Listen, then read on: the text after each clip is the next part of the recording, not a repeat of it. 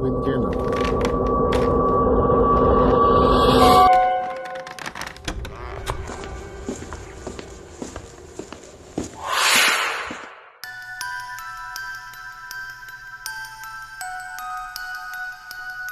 Excerpt from local newspaper. Ominous unknown killer still at large. After weeks of killings, the ominous unknown killer is still on the rise. After little evidence has been found, a young boy states that he survived one of the killer's attacks and bravely tells his story. "I had a bad dream and woke up in the middle of the night," says the boy. "I saw that for some reason the window was open, even though I remember it being closed before I went to bed. I got up and shut it once more. Afterwards, I simply crawled under my covers and tried to go back to sleep. That's when I had a strange feeling, like someone was watching me. I looked up and nearly jumped out of my bed. There, in the little ray of light illuminating from my curtains, were a pair of two eyes. These weren't regular eyes, they were dark, ominous eyes. They were bordered in black, and just plain out terrified me. That's when I saw his mouth, a long, horrendous smile that made every hair on my body stand up. The figure stood there, watching me. Finally, after what seemed like forever, he said it. A simple phrase, but said it in a way only a madman could speak. "Go to sleep." I let out a scream. That's what sent him at me. He pulled out a knife, aimed at my heart, jumped on my bed. I fought him back. I kicked, I punched, I rolled around, trying to knock him off me. That's when my dad burst in with his 12-gauge shotgun. He aimed it at the man. He almost got him. But before he could pull the trigger, the man leapt out to the side. The man threw the knife in a Bowie knife style into my dad's shoulder. He let go of the gun. The man probably would have finished him off if one of the neighbors hadn't alerted the police. They drove into the parking lot and ran towards the door. The man turned and ran down the hallway. I heard a smash, like glass breaking. As I came out of my room, I saw the window that was pointing towards the back of my house was broken. I looked out to see him vanish into the distance. I can tell you one thing. I'll never forget that face. Those cold, evil eyes. That psychotic smile. They'll never leave my head. Police still are on the lookout for this man. If you see anyone that fits the description in the story, please contact your local police department.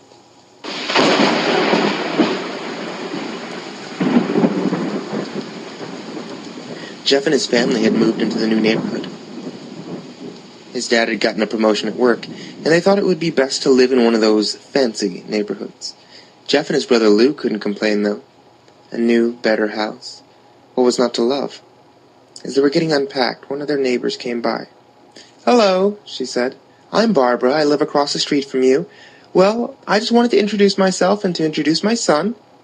She turned around and called her son over. "Billy, these are our new neighbors." Billy said hi and ran back to play in his yard. "Well," said Jeff's mom, "I'm Margaret, this is my husband Peter, and our two sons Jeff and Lou." They each introduced themselves, then Barbara invited them to her son's birthday. Jeff and his brother were about to object when their mother said that they would love to. Jeff went up to his mom. "Mom, why did you invite us to some kid's party? They haven't noticed. I'm not some dumb kid." "Jeff," says his mom, "we just moved here. We should show that we want to spend time with our neighbors. Now we're going to that party, and that's final." Jeff started to talk, but stopped himself, knowing that he can't do anything. Whenever his mom says something, it's final. He walks up to his room and plops down on his bed. He sits there looking at the ceiling when suddenly he gets a weird feeling. Not so much a pain, but a weird feeling. He dismisses it as if some random feeling. He hears his mom calling him down to get his stuff, and he walks down to get it. The next day, Jeff walked down the stairs to get breakfast and get ready for school. As he sat there, eating his breakfast, he once again got that feeling. This time it was stronger. It gave him a slight tugging pain, but he once again dismissed it. As he and Lou finished breakfast, they walked down to the bus stop. They sat there waiting for the bus, and then, all of a sudden, some kid on a skateboard jumps over them, only inches above their laps. They both jump back in surprise. "Hey, what the hell, kid?" The kid landed and turned back to them. He kicked his skateboard up and caught it with his hand. He wears an Aeropostale shirt and ripped blue jeans. "Well, well, well, looks like we got some new meat." Suddenly 2 other kids appeared. One is super skinny and the other is huge. "Well, since you're new here, I'd like to introduce ourselves. Over there's Keith." Jeff and Lou look at the skinny kid. He has a dopey face that you would expect a sidekick to have. And he's Troy. They look over at the fat kid. Talk about a tub of lard. This kid looks like he hadn't exercised since he was crawling. "And I," says the kid, "am Randy. Now, for all the kids in this neighborhood, there's a small price of bus fare, if you catch my drift." Lou stands up, ready to punch the light out of the kid's eyes, when his 2 friends pull a knife up at him. "I had hoped you'd be more cooperative, but it seems we must do things the hard way." The kid walks up to Lou and takes his wallet out of his pocket. Jeff gets that feeling again. Now it's truly strong, a burning sensation. He stands up, but Lou gestures him to sit down. Jeff ignores it and walks up to the kid. "Listen here, you little punk. Give back my bro's wallet or else." Randy puts the wallet in his pocket and pulls a knife. "Oh? And what you gonna do?" Just as he finishes his sentence, Jeff pops the kid in the nose. Kid reaches for his face. Jeff grabs the kid's wrist and breaks it. Randy screams and Jeff grabs the knife from his hand. Troy and Keith rush him, but Jeff's too quick. He throws Randy to the ground. Keith lashes out at him, but Jeff ducks and stabs him in the arm. Keith drops his knife and falls to the ground screaming. Troy rushes him too, but Jeff doesn't even need the knife. He punches Troy straight in the stomach. He goes down. As he falls, he pukes all over the place. Lou can do nothing but look in amazement at Jeff. "Jeff, how did you..." That's all he says. They see the bus coming, and know they'd be blamed for the whole thing, so they start running as fast as they can. As they run, they look back and see the bus driver rushing over to Randy and them. As Jeff and Lou make it to school, they don't dare tell what happens. All they do is sit and listen. Lou just thought of that as his brother beating up a few kids, but Jeff knew it was more. It was something scary. As he got that feeling, he felt how powerful it was, the urge to just hurt someone. He didn't like how it sounded, but he couldn't help but feel happy. He felt that strange feeling go away and stay away for the entire day of school, even as he walked home due to the whole thing near the bus stop. And how now he probably wouldn't be taking the bus anymore. He felt happy. When he got home, his parents asked him how his day was. He says, in a somewhat ominous voice, "It was a wonderful day." Next morning, he heard a knock at the front door. He walks down to find 2 police officers at the door, his mother looking back at him with an angry look. "Jeff, these officers tell me that you attacked 3 kids, that it wasn't a regular fight, and that they were stabbed? Stabbed, son." Jeff's gaze fell to the floor, showing his mother that it was true. "Mom, they were the ones who pulled the knives on me and Lou." "Son," says one of the cops, "we found 3 kids, 2 stabbed, 1 having a bruise on his stomach, and we have witnesses proving that you fled the scene. Now what does that tell us?" Jeff knew it was no use. He could say him and Lou had been attacked, but there was no proof it was not them who attacked first. They couldn't say that they weren't fleeing, because, truth be told, they were. So, Jeff couldn't defend himself, or Lou. "Son, call down your brother."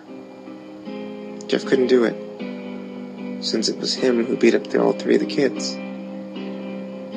"Sir, it was me. I was the one who beat up those kids. Lou tried to hold me back, but he couldn't stop me." The cop looked at his partner. They both nodded. Well, kid looks like a year in juvie. Wait, says Lou. We all looked up to see him holding a knife. The officers pulled their guns and locked them on Lou. It was me. I beat up those little punks. Have the marks to prove it. He lifted up his sleeve to reveal cuts and bruises, as if he were in a struggle. Son, just put down the knife, said the officer. Lou held up the knife and dropped it on the ground, put his hands up and walked over to the cops. No, Lou, it was me. I did it. Jeff had tears running down his face. Poor bro trying to take the blame for what I did. Well, take me away. The police led Lou out to the patrol car. Lou, tell them it was me! Tell them I was the one who beat up those kids! Lou's mother put her hand on Jeff's shoulder. Jeff, please, you don't have to lie. We know it's Lou. You can stop. Jeff watched helplessly as the cop's car sped off with Lou inside. A few minutes later, Jeff's dad pulls into the driveway, seeing Jeff's face and knowing something's wrong. Son, what is it? Jeff can't answer. His vocal cords are strained from crying. Instead, Jeff's mother walks his father inside to break the bad news to him. As Jeff weeps in the driveway, after an hour or so, Jeff walks back into the house, seeing his parents were both shocked, sad, and disappointed. He can't look at them. He can't see how they think of Lou when it was his fault. He just goes to sleep, trying to get the whole thing off his mind. 2 days go by, with no word from Lou at JDC. No friends to hang out with. Nothing but sadness and guilt. That is until Saturday, when Jeff is woke up by his mother, with a happy, sunny face. Jeff, it's the day, she says as she opens the curtains and lets light flood into Jeff's room. What's today? Says Jeff as he stirs awake. It's Billy's party. Jeff is now fully awake. Mom, you're joking, right? You don't expect me to go to some kid's party after... There's a long pause. Jeff, we both know what happened. I think this party could be the thing that brightens up the past few days. Now, get dressed. Jeff's mother walks out of the room and down to get herself ready. Jeff fights himself to get up. He picks up a random shirt, pair of jeans, walks down the stairs. He sees his mother and father all dressed up. His mother in a dress, his father in a suit. He thinks why they would ever wear such fancy clothes to go to a kid's party. Son, is that all you're going to wear? Says Jeff's mother. Better than wearing too much, he says. His mother pushes down the feelings to yell at him and hides it with a smile. Jeff, we may be overdressed, but this is how you go if you want to make an impression, says his father. Jeff grunts and goes back up to his room. I don't have any fancy clothes, he yells down the stairs. Just pick something, says his mother. He looks around his closet for what he would call fancy, and he finds a pair of black dress pants he had for special occasions and an undershirt. He can't find a shirt to go with it, though. He looks around and finds only striped and patterned shirts, none of which go with dress pants. Finally, he finds a white hoodie. It's lying on a chair, and puts it on. He walks downstairs to find his parents are all ready. You're wearing that? They both say. His mother looks at her watch. Oh, no time to change. Let's just go, she says as she herds Jeff and his father out the door. They cross the street over to Barbara and Billy's house. They knock on the door, and it appears Barbara, just like my parents, way overdressed. As they walk inside, all we see is adults. No kids. The kids are out in the yard. Jeff, how about you go out and meet some of the kids, says Barbara. Jeff walks outside to the yard full of kids, and they're running around in weird cowboy costumes and shooting each other with plastic guns. You might as well be standing in a Toys R Us. Suddenly, a kid comes up to him and hands him a toy gun and a hat. Hey, mister, you want to play? He says. No, kid.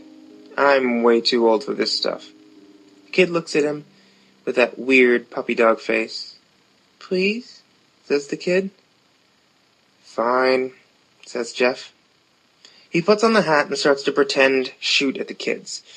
At first he thinks it's totally ridiculous, and then he starts to actually have fun.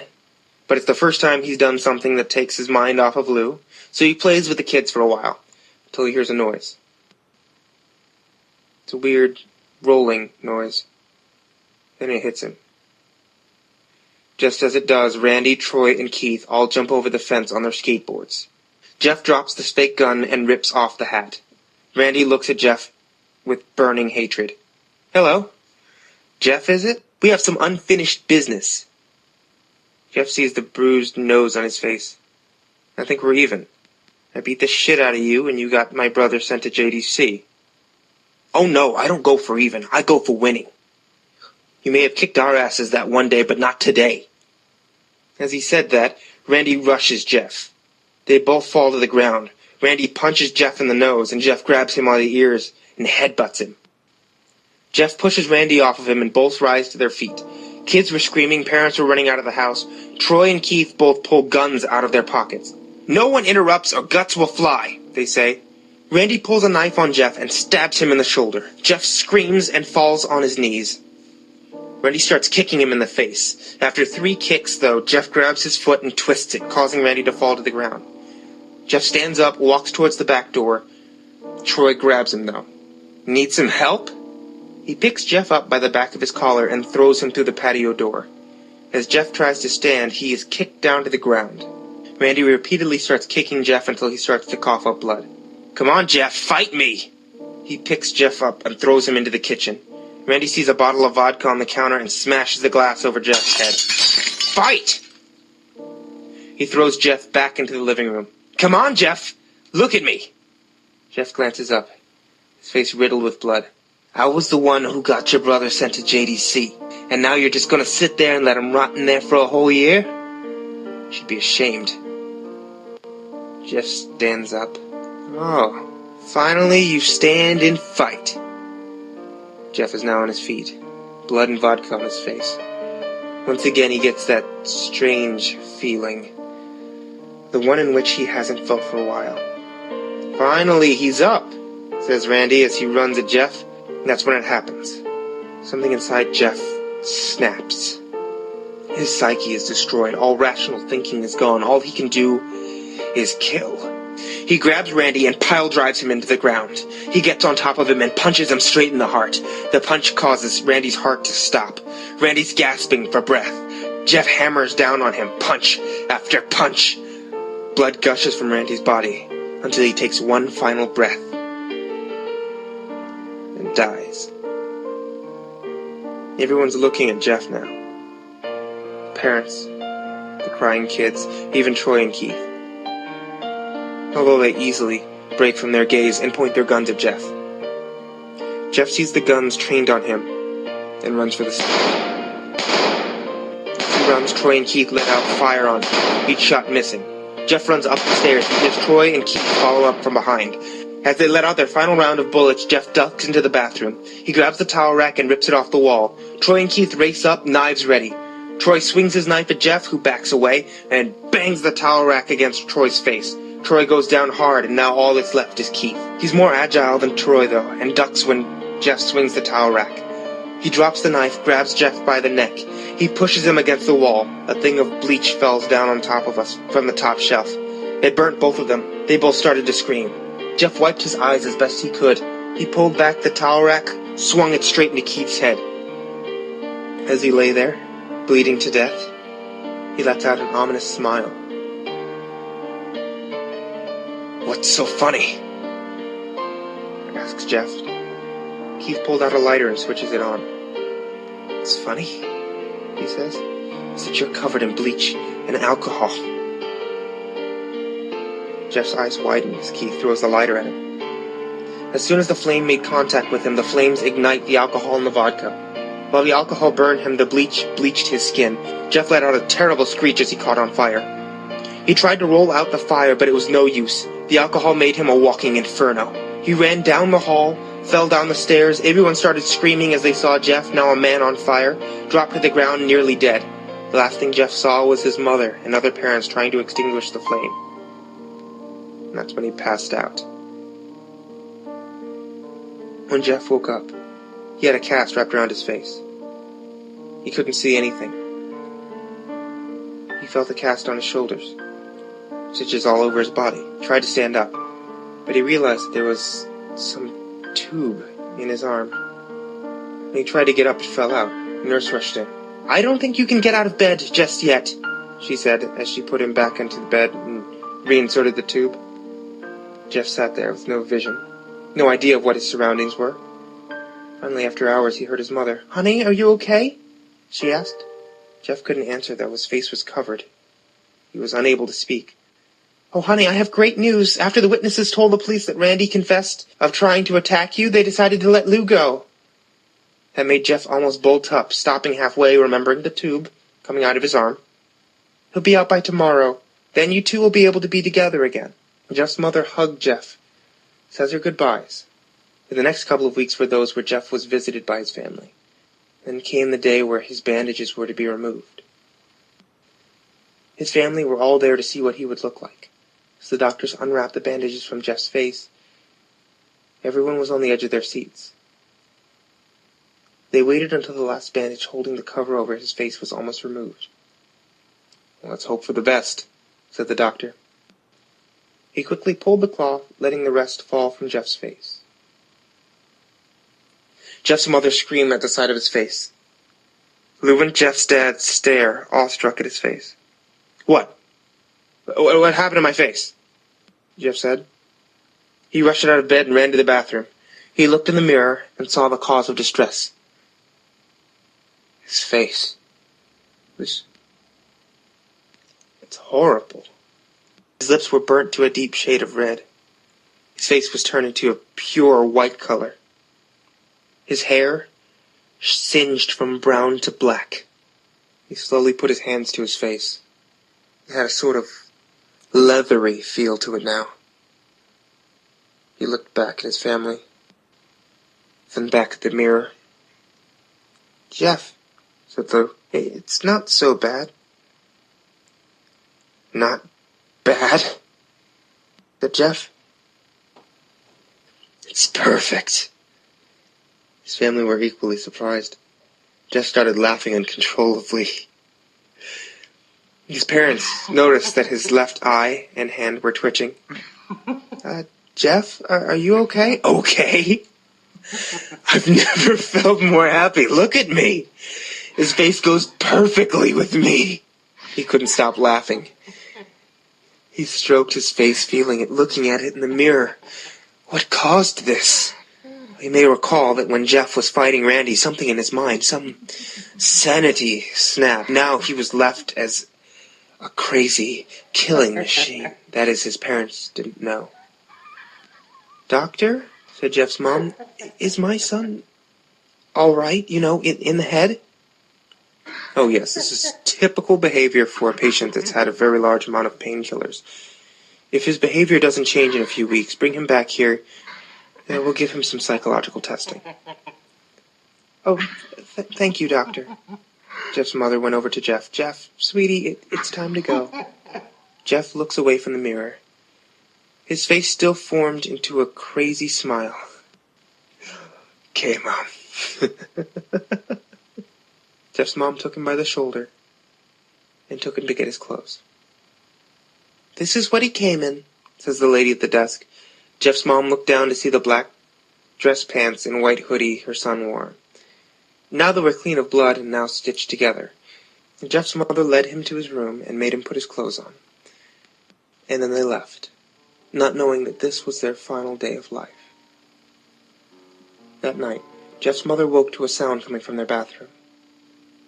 It sounded as if someone was crying. She slowly walked over to see what it was. When she looked into the bathroom, she saw a horrendous sight. Jeff had taken a knife and carved a smile into his cheeks. "Jeff, what are you doing?" asked his mother. Jeff looked over to his mother. I couldn't help but... I couldn't help... I couldn't keep smiling, Mommy. It hurt after a while. Now I can smile forever.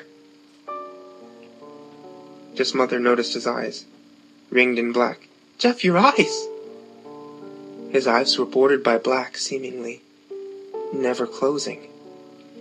I couldn't see my face. I got tired and my eyes started to close. I burned out the eyelids so I could forever see myself, my new face. Jeff's mother slowly started to back away, seeing that her son was going insane. What's wrong, Mommy? Aren't I beautiful? Yes, son, she said. Yes, you are. Let me go get Daddy so he can see your face. She ran into the room and shook Jeff's dad awake from his sleep. Honey, get the gun, wait. She stopped as she saw Jeff in the doorway holding the knife. Mommy, you lied. Not the last thing they heard as Jeff rushed them with the knife, gutting both of them. His brother Lou woke up, startled by some noise. He didn't hear anything else, so he just shut his eyes and tried to go back to sleep. As he was on the border of slumber, he got the strangest feeling that someone was watching him. He looked up before Jeff's hand covered his mouth. He slowly raised the knife, ready to plunge it into Lou. Lou threshed here and there, trying to escape Jeff's grip. Shh, I said. Just go to sleep.